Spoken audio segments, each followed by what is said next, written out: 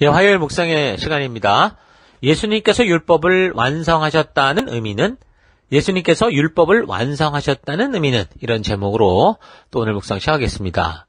어제 우리는 하나님께서 홍해를 건넌 그 백성들과 시내산에서 맺은 언약과 그 말씀들 속에 하나님과의 관계가 깨어지지 않게 하는 죄사함의 방법들과 더불어 관계가 회복됐을 때 하나님의 자녀로서 살아가는 모든 삶의 길, 그 기준들이 함께 있다는 것을 살폈습니다.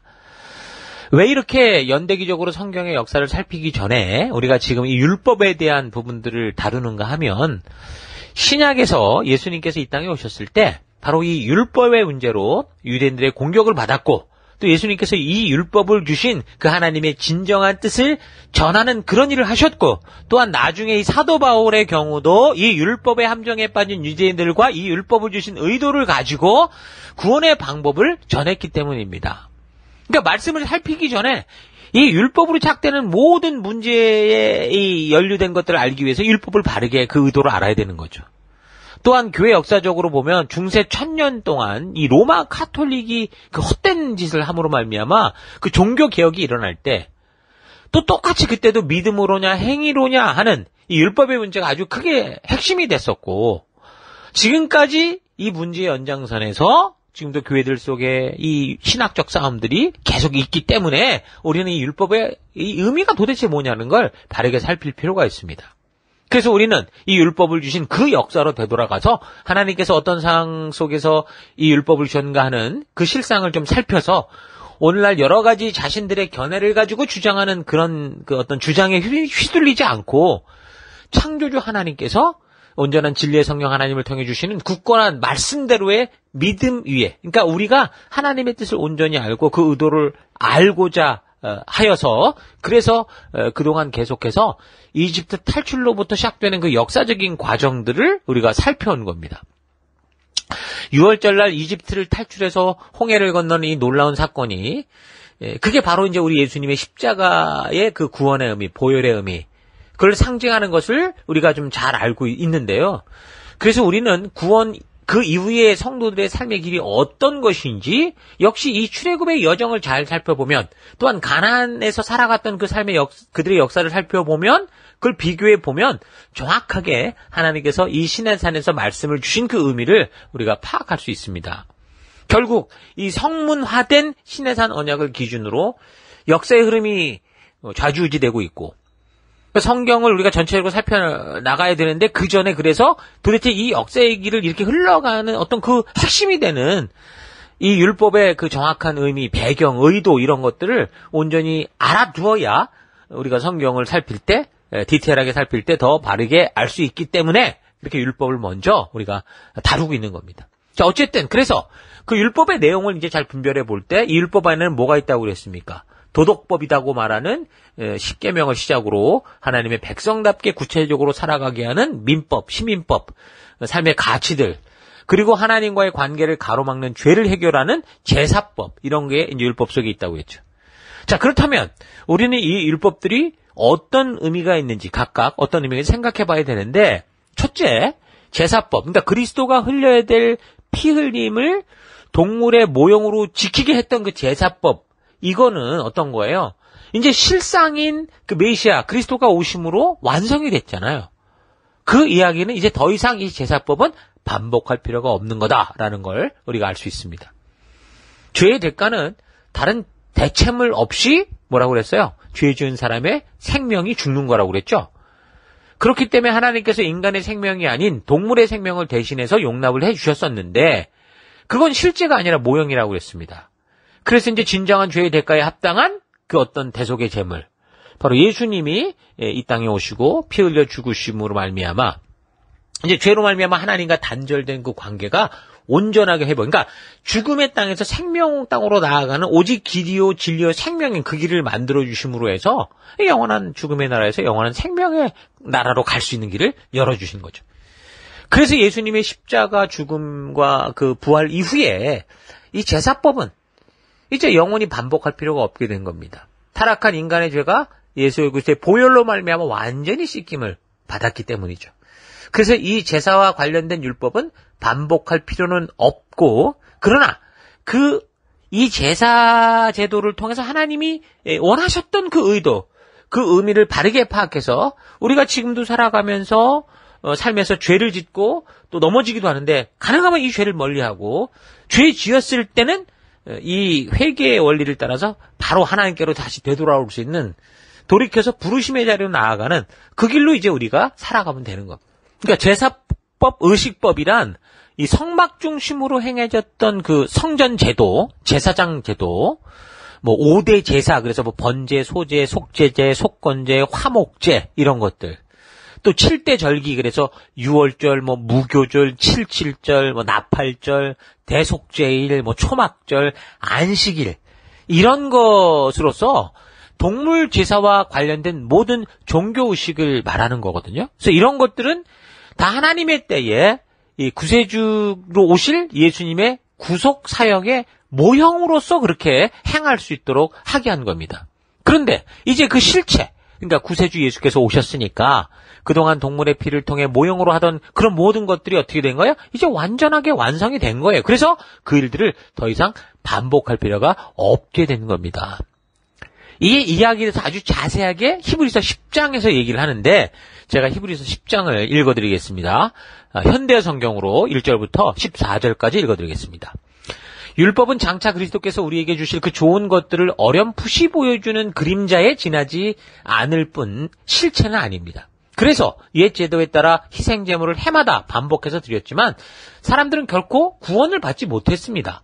만일 거기에 구원할 능력이 있었다면 단 한 번의 희생제물로도 충분히 해야 할 것이고 예배드리는 사람들도 그것으로 정결해져서 죄 짓고자 하는 마음이 사라져야 마땅합니다. 그러나 사실은 그와 반대였습니다. 해마다 드리는 희생제사는 그들의 마음을 순화시키기는커녕 도리어 불순종과 죄를 되새기게 하였으니 황소와 염소의 피로는 실제로 죄를 제거할 수 없는 것입니다. 그리스도께서 이 세상에 오셨을 때 이렇게 말씀하신 것도 이 때문입니다. 오 하나님, 황소와 염소의 피로는 흡족해 하실 수 없는 당신은 당신의 제단에 희생제물로 삼으시려고 저를 인간이 되게 하셨습니다. 죄를 용서받고자 당신 앞에 죽여 태운 희생제물도 당신의 마음을 흡족하게 해드릴 수는 없었습니다. 그래서 나는 보십시오. 성경에 기록된 대로 제가 당신의 뜻을 이루려고 목숨을 버리기에 왔습니다 하고 말씀드린 것입니다. 그리스도께서는 옛 제도가 요구하는 여러 가지 희생제물로는 하나님을 흡족하게 해드리지 못한다는 것을 말씀하신 후에 나는 내 목숨을 버리기 위해 왔습니다 라고 덧붙여서 말씀하셨습니다.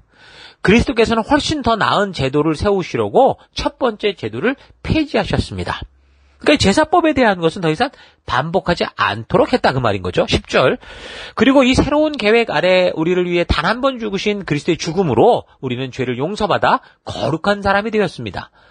옛 계약 아래에서는 제사장들이 날마다 제단 앞에 서서 희생제물을 드렸으면서도 결코 우리의 죄를 제거할 수 없었습니다. 그러나 그리스도께서 언제까지나 유효한 단 한 번의 희생제물로서 자신의 몸을 하나님께 드리고 우리 죄를 용서받으셨습니다. 그리고 나서 그리스도께서는 가장 높은 영예의 자리인 하나님 오른편에 앉으셔서 자신의 원수들이 발 아래 굴복할 그날을 기다리고 계십니다. 그리스도께서는 이 단 한 번의 희생제사로 거룩하게 만든 사람들을 모두 영원히 하나님 앞에서도 완전한 사람으로 만들어 주셨습니다. 분명한 이야기를 우리에게 해주고 있죠. 그러니까 성막 중심으로 죄의 문제를 해결하기 위해 그 모형으로 행해지던 이 율법, 의식법, 제사법은 우리 구주 예수 그리스도의 오심과 십자가의 죽으심과 부활로 더불어서 더 이상 반복할 필요 없는 완전하게 이루어진 그런 완성된 법이 됐다 그 말입니다. 그래서 그 결과 우리는 뭐 성전 중심의 그 율법은 더 이상 지킬 필요가 없게 된 거죠. 그래서 타락한 인간의 완전한 죄 씻음은 이런 동물 제사가 아니라 우리 하나님께서 직접 이루시는 그 오직 예수 그리스도의 보혈뿐이다. 이 보혈만이 영원하다라는 걸 이제 알게 했던 겁니다. 자, 이런 사실을 우리가 잘 기억해야 돼요. 그래서 제사를 반복하는 것은 죄를 용서받는 그 어떤 하나님의 유예가 되기도 하지만 그러나 그것을 통해서 우리는 더욱더 실체가 오셔야 되는 소망이 더 생기는 우리의 그런 늘 이게 죄를 벗어날 수 없는 그리고 동물을 죽여도 끝도 없는 이런 삶이 아니라 이 정말 끝없는 문제를 해결해 줄 수 있는 그분이 오시기를 기대하는 그런 소망하는 마음을 갖게 하는 거라 그 말이었죠. 자, 비슷한 거는 이제 할례 같은 경우도 그래요. 하나님께서 아브라함이 그 하나님의 약속을 믿지 못하고 자기 방법으로 이스마엘을 낳았을 때 한동안 침묵하셨죠. 그리고 나중에 이제 나타나셔서 그렇게 이제 그에게 뭐라고 말했냐면 인간적인 이런 방법으로 내가 이 일을 이루어가는 게 아니다. 하나님의 살아계신과 역사하심을 믿는 믿음. 네가 몇 살이 됐든 네가 어떤 상태이든 내가 이룰 것이다라고 하는 하나님이 이루실 것이라고 하는 하나님의 약속을 믿는 믿음으로 살아가는 그 하나님을 경외함으로 살아가는 것이 하나님의 백성된 것이다라는 사실을 알게 하기 위해서 그때 이제 할례를 행하게 했거든요. 그래서 이런 하나님의 약속을 믿지 않고 행하지 않는 경우 하나님은 그런 사람을 하나님과 관계없는 존재로 알겠다고 할 정도로 이 할례의 의미를 두었습니다. 왜냐하면 그 중요한 의미를 잊지 말았어야 됐기 때문에. 그래서 만약에 할례를 받지 않는 경우 이 믿음의 공동체에서 쫓겨날 것이다라고 말할 정도였으니까요. 그러니까 하나님을 절대적으로 믿음으로 내가 하나님과의 관계 가운데 있는 그 존재라는 그 믿음의 고백이 바로 할례예요. 그 할례도 그 행위가 아니라 그 하나님의 뜻을 알고 순종하는 그 믿음에 있는 거예요. 그래서 구약의 할례는 이제 예수님 이후 예수님을 하나님께서 보내신 구세주여 주인 되심을 믿음으로, 그러니까 그렇게 하나님이 그 생명을 이어가시는 그 모든 일을 해결하시는 분이다라는 것을 믿는 믿음으로 이제 세례라는 걸로 대치가 된 거죠. 그래서 구약의 유월절과 같이 예수님의 피로 말미암는 구원의 의미를 되새기는 거, 그거는 이제 성찬식으로서 우리가 대체해서 오늘 신약교회에서는 그래서 이제 할례가 아니라 세례, 그리고 이제 예수의 피로 말미암는 구원을 의미하는 성찬식으로 우리가 자주 되새기면서 이런 삶을 살아가는 거죠. 그래서 그런 행위를 반복하는 것보다 더 의미 있는 것은 그런 일을 하게 하신 하나님의 진실한 의도, 그 뜻을 알고 바르게 실천할 수 있는 그 순종의 삶으로 그게 진짜가 되는 거예요. 교회 안에 와서만 이 행사를 반복하는 게 의미가 있는 게 아니라 그 의도와 의미를 알고 밖으로 나가서 보내받은 그곳에서 하나님의 말씀의 가치를 따라 살아가는 게 실질적인 율법의 의도라는 거죠. 제사법의 의도요, 할례의 의도요, 성찬식의 의도라는 겁니다. 그 성찬식의 경우는 예수님께서 우리로 하여금 주님이 다시 오실 때까지 그래서 그 하나님의 진심을 잊지 않도록 하기 위해 행하라 하신 거죠. 결국 뭘 잊지 않는 겁니까? 바로 이런 구속의 제물, 진정한 대속의 제물이 우리에겐 꼭 필요하다. 이 죽음의 땅에서 생명의 땅으로 가기 위해선 하나님께서 손을 내미셔야 된다. 그 일을 바로 예수님을 통해 이루셨다라는 걸 기억하게 하는 겁니다. 그래서 우리 교회 같은 경우는 사실 이 성찬식을 한 달에 한 번씩 매 첫 주에 했었는데요. 근데 요즘에 팬데믹으로 인해서, 코로나 바이러스로 인해서 한동안 하지 못했는데 이제 좀 더 안전해질 때는 곧 또 행하면서 우리가 이런 의미들을 잘 기억할 수 있는 그런 시간으로 삼고자 합니다. 자, 그럼 둘째, 이제 제사법에 대한 첫째 말고 둘째 율법에 이제 어떤 게 있었습니까? 모형으로 하던 게 아닌 다른 율법들이 있죠. 그러니까 민법, 시민법, 도덕법 같은 거. 이건 그럼 어떻게 되느냐? 민법, 시민법의 경우는 한 나라가 존재함에 있어서 반드시 그 나라가 바르게 서기 위한 국가적 헌법에 속하는 겁니다. 국토를 지키고 사회의 기강과 위계 질서를 바로 세우고 백성들의 그 안녕과 생명과 재산을 지키기 위해서 이 사회와 신앙이 병들지 않게 하기 위해서 반드시 필요한 법이죠. 오늘날에도 제대로 된 국가 속에는 제대로 된 헌법들이 있잖아요. 그거 똑같은 거예요. 아무리 하나님의 통치를 믿는 사람들이라고 해도 그들이 살아가는 사회의 법과 질서를 무시하고 혼란과 무질서를 만약에 야기시킨다면 이게 하나님 나라에서 온전할 수 없다니까요. 에덴 동산에서도 온전할 수 없었던 것처럼 잘 기억해야 됩니다. 이런 결과로 재판장의 결과에 따라 결국은 어떻게 됩니까? 죄를 범했을 때는 뭐 사형에 처해지거나 구금이나 벌금 등을 물리는 그런 처벌법, 그게 이제 민법, 시민법 이런 건데, 그래서 어떤 사람들은 이거는 이스라엘이라는 그 나라가 결국 멸망하면서 다 없어진 거다라고도 하거든요. 그리고 이 법은 예수님께서 재림하신 후에 통치하시는, 그래서 뭐 천년왕국 기간 동안 예수님이 통치하시는 그 나라에서 사용할 그런 법이다. 그런 식으로도 얘기를 합니다. 그런데 이런 한 나라의 국가가 존속하기 위해 필요한 법들은 사실 어느 나라를 보아도 사람들이 살아가는 곳에서의 법들은 거의 비슷하고 유사한 것을 알 수 있거든요.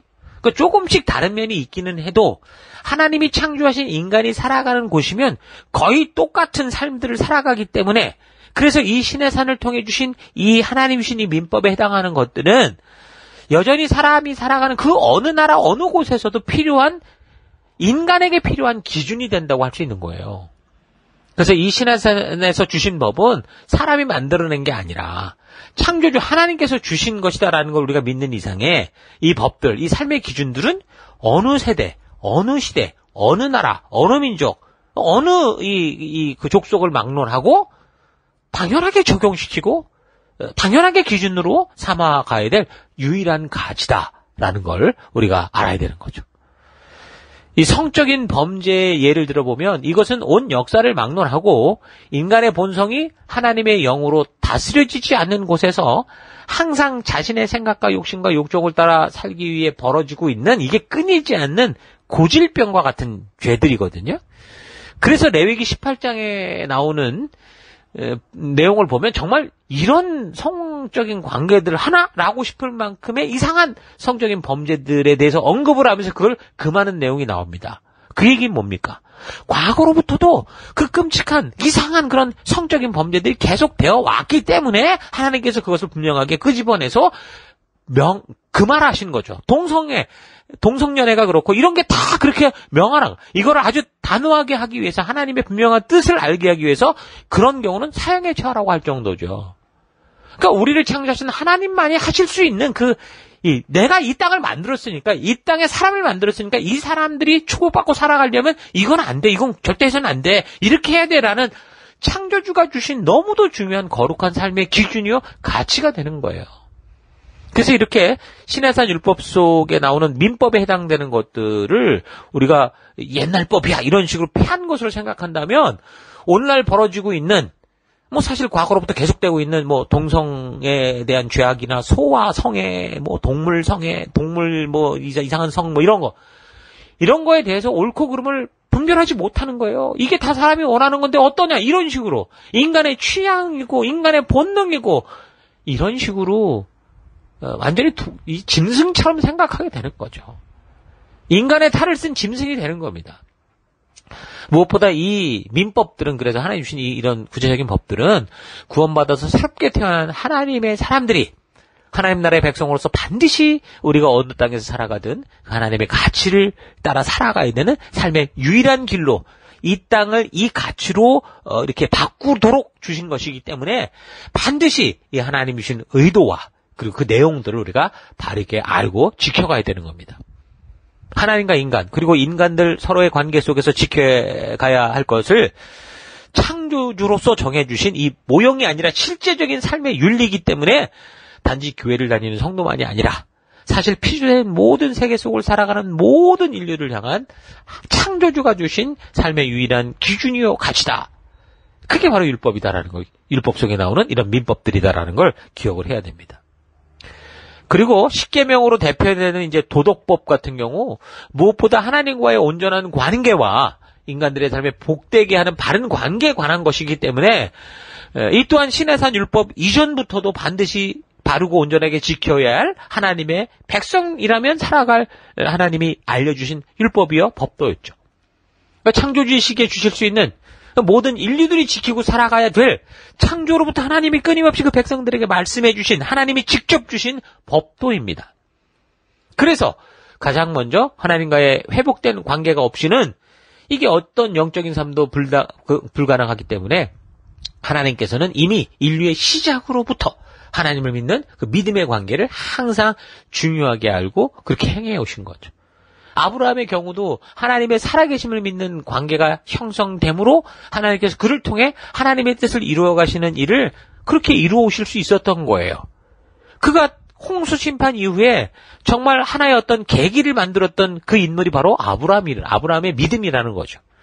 관계의 개선과 온전함이 없이는 어떤 일도 도모할 수 없기 때문에 그래서 하나님은 시내산에서 언약을 맺은 백성들에게 가장 먼저 하나님과의 바른 관계의 중요성을 그래서 알려주시는 거. 그게 바로 십계명인 거죠. 그래서 하나님을 사랑하고 이웃을 사랑하며 살아가도록 하는 이 십계명은 창조로부터 어느 시대 어느 나라와 어느 족속을 막론하고 반드시 지켜야 될 만고불변의 법칙이다라는 거 기억하십시오. 그러니까 오늘날 예수 그리스도로 말미암아 구원받은 성도들에게 하나님의 백성다운 신앙과 성도로서의 행함을 알게 하는 유일한 법칙이고 행동 원칙이고 삶의 원리고 기준이 되는 겁니다. 이건 모형이 아니라 실제적 삶의 윤리이기 때문에 영원히 없어지지 않고 주님 다시 오시는 그날까지 하나님 나라 백성답게 사는 기준과 가치가 되는 것. 이 말씀을 따라 살아갈 때 우리가 하나님의 약속한 하나님의 우리를 기다리시는 이 세상 끝에서 그 천국에서 우리가 하나님을 만날 수 있는 거예요. 어떤 사람들은 마태복음 5장에서 우리가 살피는 이 본문에서 영원히 폐해지지 않는 것이 이 도덕법이다라고 하는데 이 도덕법만이 아니라 이 온 율법 전체가 하나님의 의도가 담겨 있기 때문에 하나님께서 완성하신 완전한 구원의 피에 관련된 것들 외에도 하나님의 뜻을 하나님의 나라를 온전히 이루어갈 수 있는 그런 중요한 것이다라는 걸 기억해야 됩니다. 사실 모형의 실체로 오신 예수님의 피로 완성된 법들도 하나님께서 예수님을 이 땅에 보내신 진실한 뜻과 온전한 의도를 바르게 알고 그래서 예수님만이 길이요 진리요 생명으로 바르게 하는 믿음의 삶으로 지켜져야 되는 것도 잊지 말아야 됩니다. 그래서 우리가 늘 말하지만 문자적인 어떤 그런 율법주의를 말하는 게 아니라 이 율법을 주신 하나님의 의도, 이 율법에 이런 구절을 주신 이런 계명을 주신 하나님의 뜻 이걸 우리가 온전히 알고 그 뜻대로 살아가야 되는 거 잊지 마십시다. 자, 그래서 오늘 예수님께서 이 율법을 완성하심으로 우리에게 주신 건데 그래서 오늘 하루 나는 이 신의 산에서 하나님이 주신 소위 율법이라고 부르는 말씀을 어떻게 이해하고 있고 어떻게 이 말씀을 적용하며 살아가고 있는지 차분히 좀 되돌아보시기 바랍니다. 율법과 관련된 자료들을 찾아보면 여러 가지 타당한 논리를 가지고 있을 때 충분히 이해가 가는 이야기들을 많이 하는데 이 율법을 처음 주셨던 하나님의 의도를 근거로 이 율법을 바르게 보는 접근들은 없는 것으로 보입니다. 그러니까 율법을 무엇이라고 정의하느냐에 따라서 이 율법을 받아들이는 방법이 너무 다양하고 해석도 다 다른 거죠. 그래서 우리는 이 율법에 대해 말하고 있는 사도 바울, 야고보, 또 종교개혁자들의 그런 주장들을 바르게 이해해야 되지만 무엇보다 예수님께서 직접 말씀하신 율법에 대한 정의와 또한 이 율법이 어떤 역사적 과정에서 주어진 것인가를 살펴서 그 율법을 주신 하나님의 의도를 바르게 알므로 이 율법에 대한 바른 이해를 할 수 있는 그런 안목을 가지는 거 너무 중요합니다.